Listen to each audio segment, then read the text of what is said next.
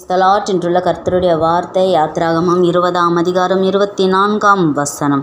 நான் என் நாமத்தை பிரஸ்தாபப்படுத்தும் எந்த ஸ்தானத்திலும் உன்னிடத்தில் வந்து உன்னை ஆசீர்வதிப்பேன்.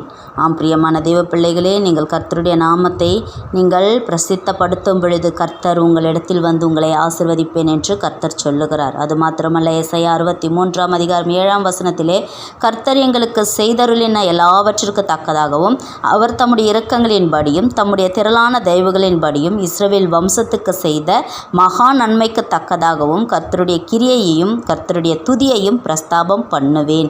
ஆம் பிரியமான தேவ பிள்ளைகளை, நீங்கள் தேவனுடைய துதிகளின் கிரியைகளை பிரஸ்தாபம் பண்ணும் பொழுது கர்த்தர் உங்களை ஆசீர்வதிப்பார். பாருங்கள், சங்கீதக்காரன் தாவீது கூட சொல்லுகிறார்.